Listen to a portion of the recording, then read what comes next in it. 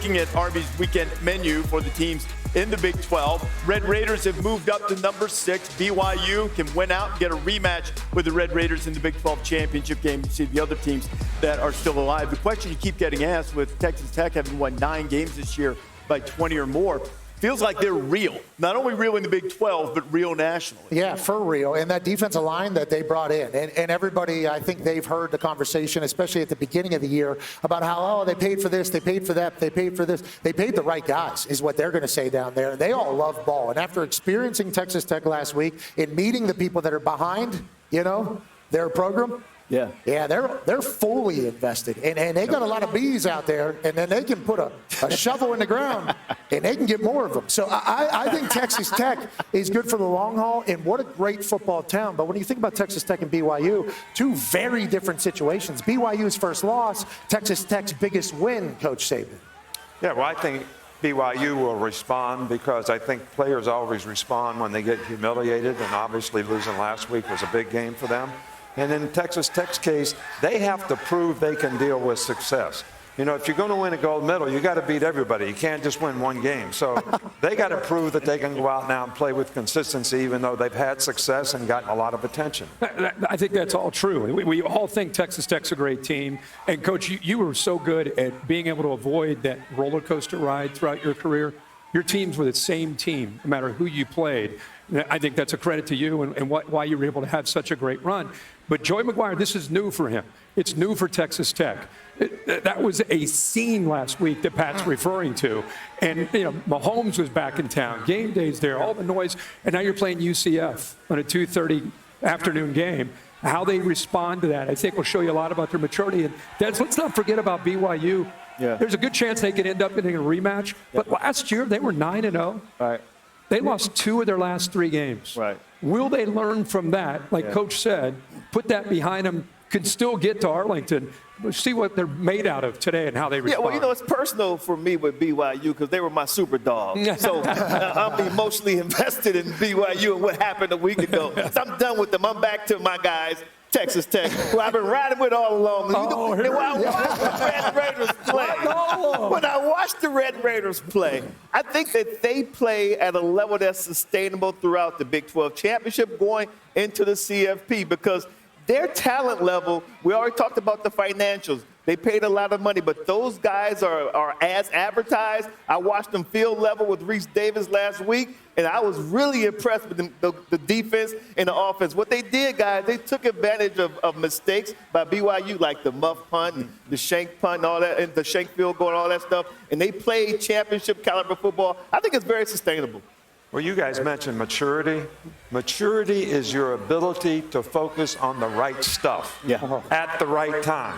Now these teams have the opportunity to do that. I need to find that for sure in the maturity conversation. Texas Tech, though, we might be staring down an SMU situation from last year. All anybody wants that isn't an Irish or a Catholic person is for Notre Dame to lose to open up a spot in the CFP. Because Texas Tech, with a couple of the wins and how their team looks, they can make it the championship, lose, and still get an at-large, potentially 2 for the Big 12. They feel like the only team. I agree. I mean, that's a big storyline there, especially if they could split those two. Look, the battle of the ravine. I put it out there. People said we'd go to Arkadelphia. I hope we do someday because Henderson State and Ouachita Baptist, an intense rivalry. The schools in the stadium are 504 yards apart. It's the shortest road trip in college football. You know what? There have been some great players that have played there. Ouachita Baptist had Cliff Harris, who's a college football Hall of Famer, played for the Cowboys. And you know what? Do you remember the name? Henderson State, Roy Jetstream Green. Roy Jetstream. He was Travis Hunter before Travis Hunter. He was a defensive back at Henderson State, went to the pros, ended up leading the NFL in touchdowns and receptions in the game. He played for the Cardinals. Exactly. Played for the Cardinals. Jetstream. That's a great nickname, too. It is. He never played receiver, got to the pros. Yeah, I remember him. He was an amazing guy. Maybe we'll get to the Battle of the Ravine someday. Okay. The DoorDash dashboard here, doing the grab back. This is for everybody. I'll stop the first one. Stop. Best football player of all time. Oh, my God. At Pitt. A lot of choices. Well, okay, for me, it's no secret. It starts right here. This man right here in 19 76, won a Heisman. He was the reason I wore number 33 until I got to Ann Arbor and I had to change to 21. Of course. But this man, right, that's my favorite Pitt player of all time. My favorite Pitt player is right here, Dan Marino. He kicked our ass when I was at West Virginia. He kicked our ass when I was at the Cleveland Browns. Hey, and he was a great supporter and a class act at the Miami Dolphins for many years. If I don't say this, I can't live with myself. Where is 73 Mark May? Yeah, that's my guy right there. Of course. Yeah, that's a good pick. My guy's not on here. Yeah, by the way, Pitt has so many great players here to pick. Yeah. I'm going Hugh Green. Going all the way back to the late 70s. Sir. You know, he debuted against Notre Dame. Did he really? He had 11 tackles. I think he had 2 sacks, blocked a punt. Okay, Hugh Green. And I would say anytime you do the best, especially with gentlemen that are a little bit older, no disrespect, you always have the nostalgia trip. You know, only the good plays, only the good plays. With the young guys, you're kind of living with them day to day still. 20 years from now, the conversation about the man's island, Darrelle Revis, outrageous. Also one of the best returners of all time. He broke 13 tackles on one play. Larry Fitzgerald against me. Larry Fitzgerald, absolute beast. He could still play right now. LaShawn McCoy not on the bracket, but this man right here is the best football player that has ever come through the University of Pittsburgh. Aaron Donald.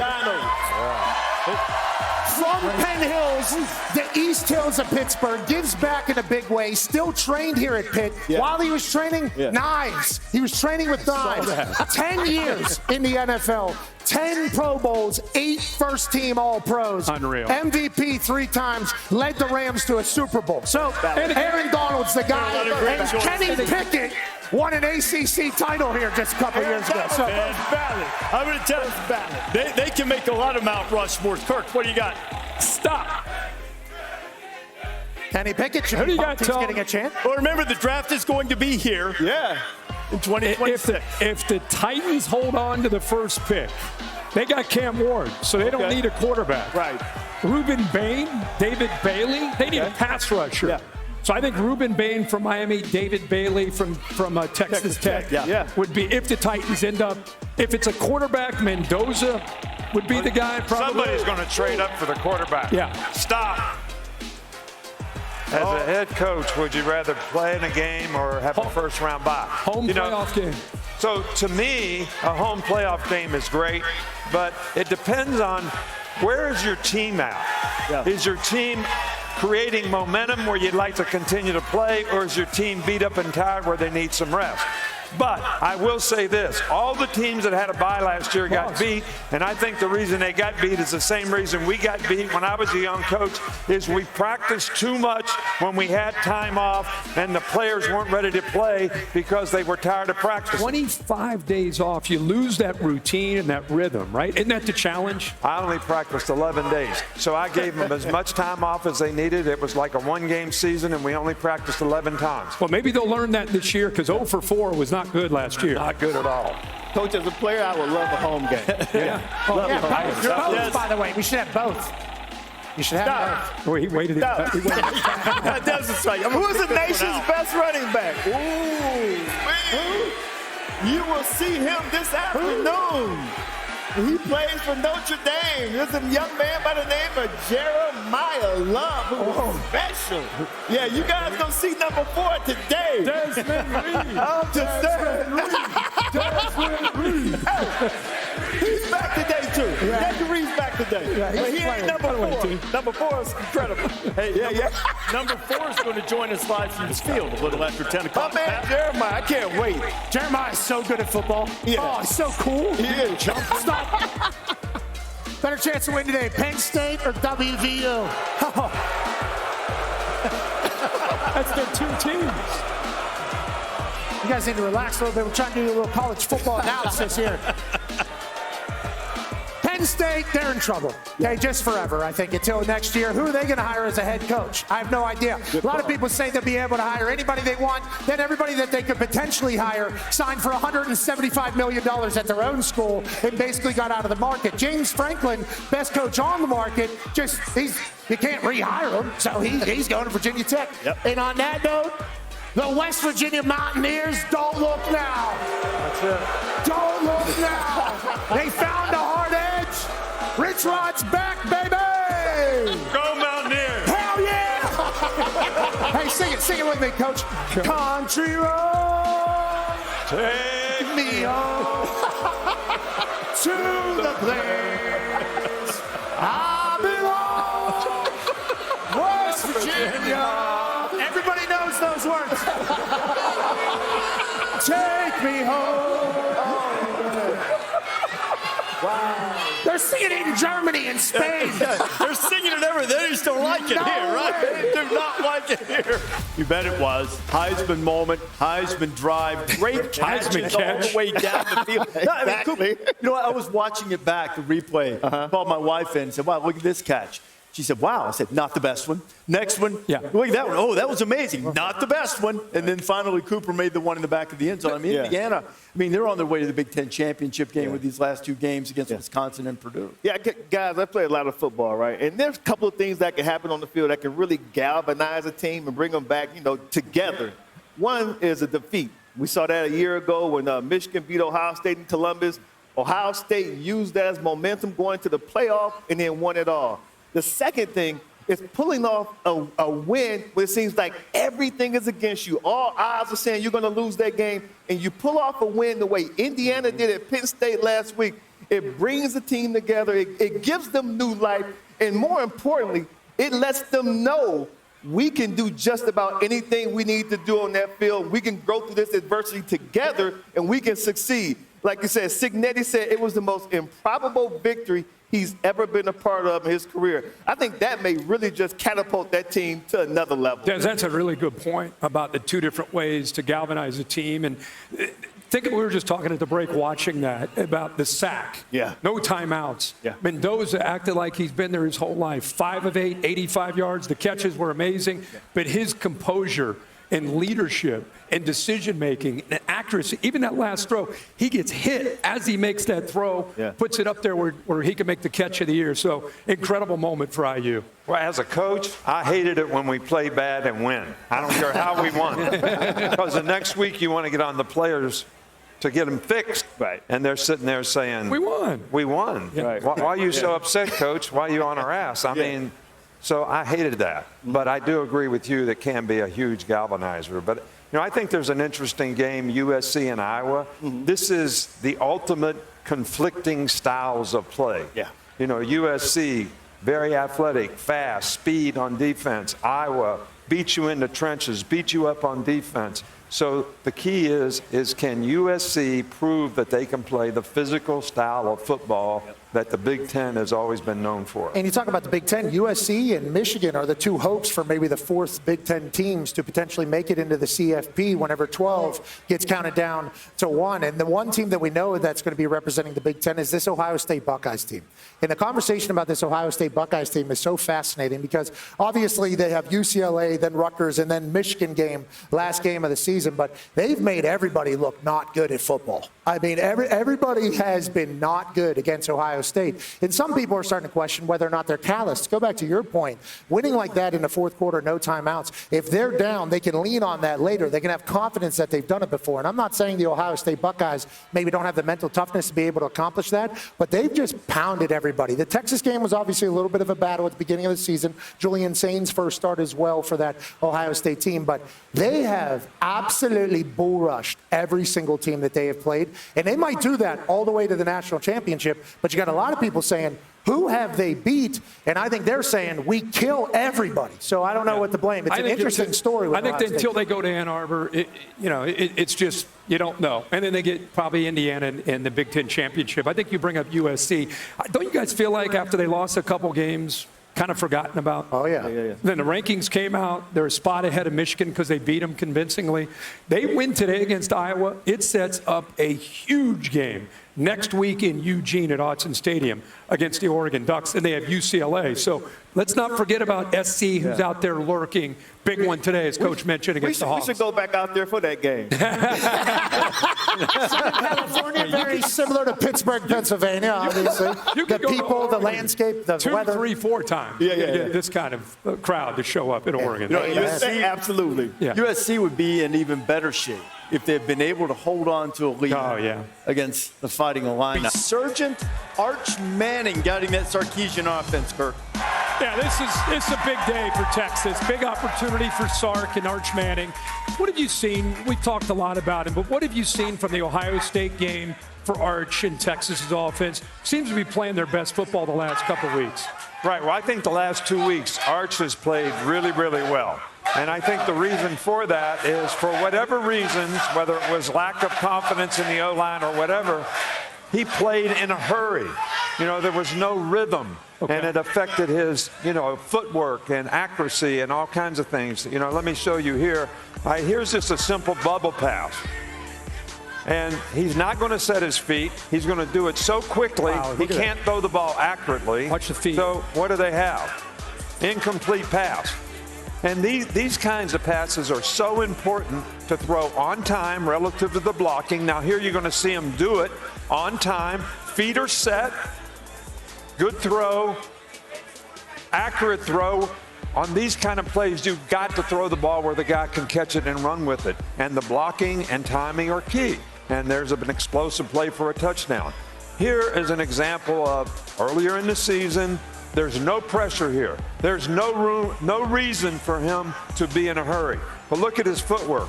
He's off balance, doesn't have his feet in the right position to throw the ball, has a wide open receiver, and dismisses him. Right. So now you're going to see him do it correctly, stands in the pocket, good footwork, good form, reads it out, and this is a 10 times harder throw than the last throw that he missed. But he's capable of making every throw. This is a great throw and an explosive play.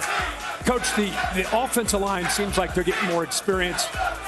That could maybe be helping him clean up the mechanics, don't you think? No question, because I think he's got more confidence in the offensive line, which means he's going to have more time, which means he doesn't have to hurry up and he can play with rhythm.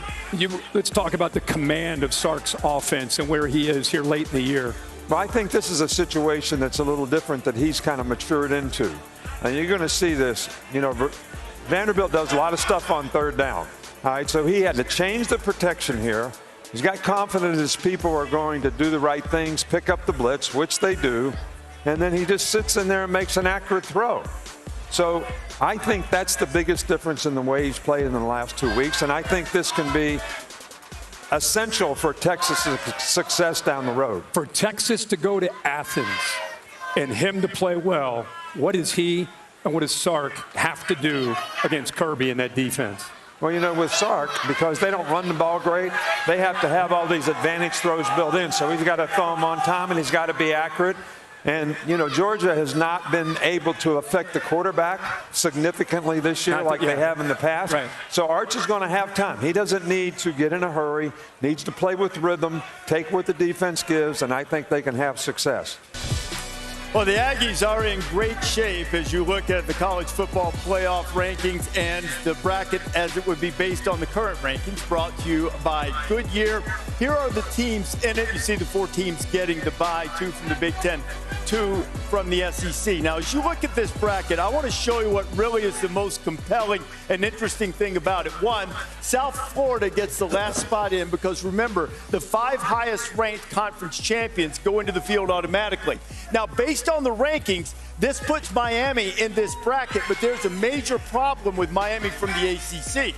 Miami is indeed the highest ranked team in the ACC, but the Hurricanes are going to have a really difficult time getting into the field as a conference champion. It's likely their best chance is to get in as an at-large, which under this scenario means they have to at least get to number 10. Now, I want to show you the way the ACC breaks down. What you have is 5 teams in the conference with 1 conference loss. The only 2 that control their path, meaning win your games, you go to the conference championship game, Georgia Tech and Duke. Now, Duke plays Virginia today. This is what Virginia needs. 5 and 4, but they still control their own destiny. Yeah. Because they have 1 loss in the conference. 1 loss in the ACC. Yeah. College football is the best. Exactly. Yeah. Virginia needs Georgia Tech to lose once. The homestanding Pitt Panthers, they need to win out. But the tiebreakers don't favor them because the teams that they've beaten what do they need? in ACC play, this is what they need. No more than one other team to finish 7-1. They're not going to win a tiebreaker because their record, their conference opponents, conference games is like 6-25. Now, SMU is still in it, went out, Georgia Tech loses once, and the highest ranked team, according to the rankings, is Miami. And it's so much help. It is so much help they need. I'm so glad he's in charge of this. Yeah, absolutely. Because I got nothing for you. I got nothing. I'm showing you all of this to say this is why we bring up. I don't think it's likely. It is possible that the ACC doesn't get a team in the field. Yeah. It's also possible that they get two if Miami gets in. How as wacky is that? It's crazy. We need to bring it up, but the question becomes, which of these ACC teams do you think emerges from this? Who do you trust to emerge from it right now? Well, I don't trust any of them because, to me, they all have some sort of flaw. Yeah. Yep. They have some good part of their team, which helps them be successful, but they also have a flaw, like Georgia Tech. I think they have a great offensive team. Their defense has been suspect. So each one of these teams has something like that that is a flaw that could determine how they fix that will determine where they go in this ACC race. So I had a conversation with the ACC commissioner, Jim Phillips, right? And I said, how do you feel about this whole process with the ACC and all this confusion? He said, Desmond, we have an opportunity to play ourselves in. If you have a couple of teams that can play themselves in, that's all you can ask. And they have a couple of teams that, if things go right, can play themselves in, or they can be left out if they don't handle their business. It's really likely that at least one ACC team will get in. And if Miami wins out, then I think that head-to-head win against Notre Dame is going to carry a little more weight. But look, out of all of this, the playoff picture, we know the ACC's probably getting somebody, Kirk. What else stands out to you? The thing that stands out to me is this team right here. They're the wild card because they're I say that because they're very popular. If they lose, Irish people, if they lose, that opens up opportunity. Yes, sir. That's what I'm saying. Yes, sir. If they lose, that we're kind of holding a spot for them right now. Yep. If they lose, this opens up the door for the ACC. If that domino falls, wow. Right. A lot of teams can I feel like people are almost assuming saving a spot for them in a group of 5 teams. So what you guys do? I just wanted to point out, are you guys good with the top 3 the way they are? No, I am not. No. Go ahead. I think that where's Aggies. Right. So I think the Aggies should have jumped Indiana based on the way Indiana played a week ago. The metrics are very similar, right? So it's like splitting hairs.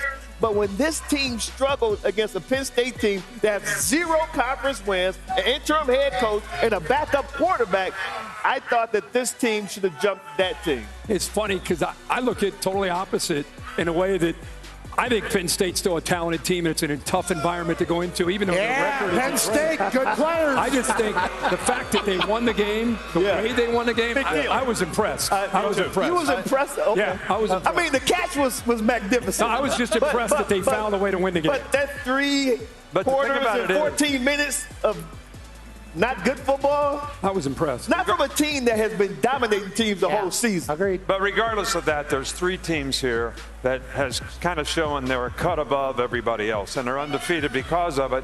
Then you got another group of teams here that are 4 through 10 or 11 probably, that probably have some issue they need to clean up, but are good enough to beat one of these top 3 teams. So not necessarily where you rank right now, but how you finish. Coach, I just want to say, right now this conference has 1, 2, 3, 4, 5, 6, 7 teams in the top 14.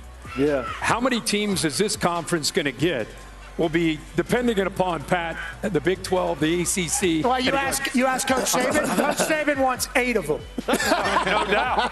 And I want to thank Kirk for bringing that up, because if I brought it up, everybody says I'm an SEC homer, which I am. I'm not an SEC homer. But the real question is, are you right?